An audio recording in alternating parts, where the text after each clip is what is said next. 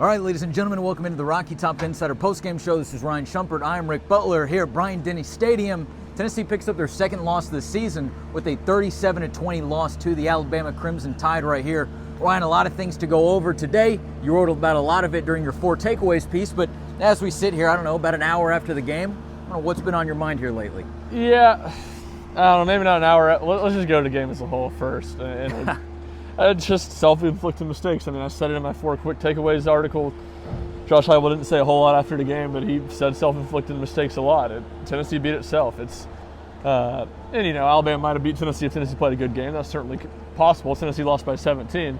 But I wrote it in my predictions that I thought Tennessee was fully capable of winning this game, but they were going to have to play clean football, and they did anything but, which was kind of what I thought would happen, but certainly in a very frustrating fashion where Tennessee, it felt like, especially its offense, just made a ton of mistakes. Yeah, and you kind of saw it right away in the game, that first quarter for Tennessee. Even though it was manageable as they snuck closer to halftime, Tennessee hurt itself on that first drive with, I believe it was a false start, but then you move into some of the other parts of the games, and I know you wrote about it, so you might have a better recollection, but the offensive pass interference penalty, maybe something happening downfield. Well, let's just go through them. All right, Tennessee's, I think, first 6 or 7 drives, you said it, you go 8 yards on first down, false start, 3 and out and punt.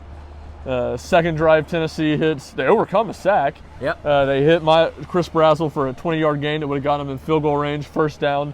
Braylon Staley lines up wrong, so it's a legal man down the field. Third drive was a touchdown drive. Fourth drive was the one you're talking about, 7-7 game. At this point, Tennessee gets the ball back. You have offensive pass interference on Braylon Staley on a screen pass. Joey Aguilar takes a really bad sack, intentional grounding for a safety. And then into the first half, we'll talk about that more in a minute. Hopefully the Mikes are still doing well. You throw a pick 6. Next drive, first out of half, you score a touchdown. You get it back after a forced fumble, down by 10. Chance to get midfield to get back in the game. Snap the ball when Joey Aguilar's not looking. Drop a pass on third down that would have got you in field goal range. So there you have it. Tennessee's first, whatever that would be, 6 or 7 drives. You score on 2 of them. And the other ones, you make really bad mistakes or have to make mistakes that really set you back, or you have a catastrophic mistake in the pick 6. And that's what I'm getting at. Alabama still might have won this game. Who knows? But it just felt like Tennessee beat themselves in so many ways to me. Yeah, and first off, what an incredible memory that you just had right there. I mean, that right there is why you watch the RTI reaction show. But it just felt like there were opportunities where, even though Tennessee felt like they were down in the fight at times, there were chances for, I think, them to come back and throw another punch or land another punch, so to say in a boxer's term, and they just didn't capitalize on those moments. And when you're playing a team like Alabama, when you're playing a top 10 team, don't care who it is, especially on the road, you got to be able to take advantage of some of those opportunities. You just named the turnover, and that was a big one for Tennessee to not capitalize on. Yeah, it was. I feel like that's been a common theme. Again, Tennessee's defense, they gave up 37 points tonight. They weren't great on a pair of drives late in the game. I guess third quarter going into the fourth quarter, and then that last drive. But look, I don't know. If I was Tennessee, I probably would have signed up for your defense giving up 30 points tonight with a chance to win the game and felt like you had a good chance. So I think the defense continues to get more slack or more hate than they deserve. It's not a great unit, but I again leave tonight feeling Tennessee's offense let them down more than the defense. Well, and we just talked a second ago about having to capitalize on certain moments. You also can't have catastrophic mistakes. Yep. And I think that leads you to that final play of the first half. And I know you'll break it down, and I know you just wrote about it too, talking about what Josh Heupel said afterwards, but you said it when we were up there in the press box. Every single person who was not only in the stadium, but the millions watching around the world, everybody knew sort of the situation that Tennessee was in that moment. I would imagine that you'll kind of set up the stage, but it was just a tough situation for Tennessee. Not a great pass by Joey Aguilar, no. Way too far inside. Obviously, the defensive back was sort of baiting him a little bit to make that throw once Alabama started dropping their guys back in coverage. But it felt like maybe Joey Aguilar, that play call to start out with was doomed before the snap even took place. Yeah, I think you go, why was it a pick 6? It was probably on Joey Aguilar more than anyone else, but it just flawed logic by Josh Heupel. And I didn't even go back to play before. Tennessee, I don't think they should have run the ball on first down. To force that timeout. To force their last timeout, because then it became obvious. You became one-dimensional, and you kind of had to pass.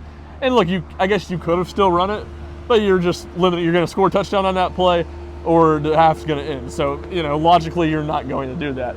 And Tennessee brings the jumbo out, and I'm thinking this is very smart because of that reason. You're limiting the number of pass plays you can run, the route trees that they're going to have to guard. And Alabama takes a timeout, their last timeout, basically just to remind its defense, hey, if they come out here, they basically have to throw it. Do not bite on the play action. And there's a screenshot, a still shot. Alabama's got a defensive lineman drop back into coverage on that play. Alabama was not fooled for a second. No. So, yeah, I think that was just very, very flawed. Again, the pass was not very good. Deshaun Bishop could have taken a better angle on it and maybe made a tackle that completely changes the game too. But that's 14, 10-point swing, 7-point swing at the very, very least. That was a game-changing play and a mistake you just can't really make in that spot. Then as you kind of progress through the game a little bit, I don't know if there's anything more that you wanted to talk about there sort of in the first half, but as you progress through, it just kind of felt like there were, I don't know if it was the mental mistakes or the physical mistakes or things just started to mount up for Tennessee, whether it had been the drops from a couple of drops from the receivers. Miles Kitselman went on third down. They did end up converting that, but it was a simple drop right there. The tackling, became very inconsistent. Yeah, very bad on that last two drives. As the game went on, and I don't know, Tennessee had some chances, throughout the game, and again, it felt like maybe they could have landed a couple more punches to bring that together, but at the end of the day, the second half just kind of felt like some mental mistakes, some physical mistakes started to mount up a little bit. Yeah, I mean, I think, you could argue one of the best plays for Tennessee of the game was it wasn't even really a strip sack, but Ty Simpson hits his offensive lineman's helmet trying to throw it. It's a fumble. Jaden Perlotti slapped the ball. Yeah. And Tennessee ends up recovering it so it doesn't kill them.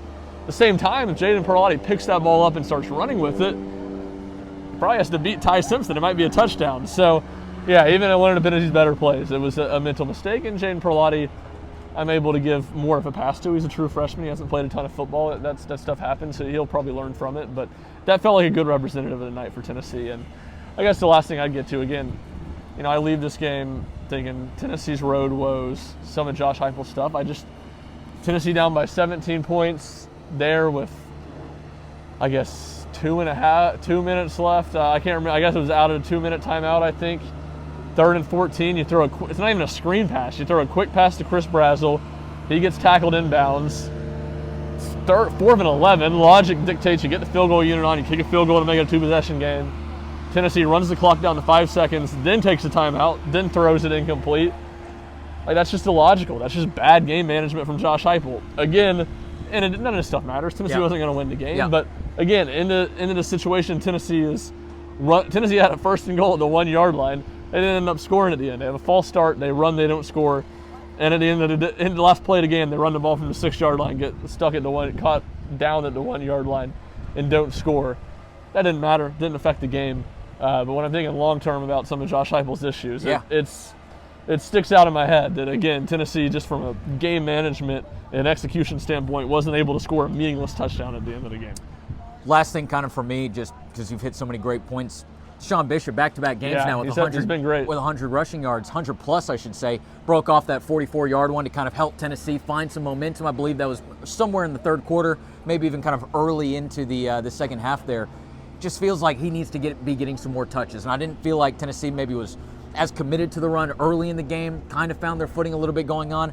But I think Deshaun Bishop, even if he might not have kind of that exact breakaway speed that maybe some other players have, or he's finding his way kind of through gaps in the defense. And I feel like that's something that Tennessee can use more of and can try to exploit out of other people's defenses a little bit more. So Deshaun Bishop, maybe, in a game that not a lot of Tennessee fans are going to be happy with this one and find a ton of bright spots. I do think that Bishop hitting that 100-yard mark again, finding his rhythm a little bit more. I mean, he said in the press conference, he even went back to his high school days. He said, anybody who saw me in high school knows that I get better and I feel better as the game goes on. I think you could see that a little bit tonight, but maybe some more touches for Bishop. He's proven to be very good. Yeah, he had a really nice night. I'd say that's maybe more as just a whole. I feel like Tennessee just got away from the run too much. They struggled a little bit early, and part of that's flow of the game. You're down by a lot of touchdowns in the second half. You're going to be throwing the ball.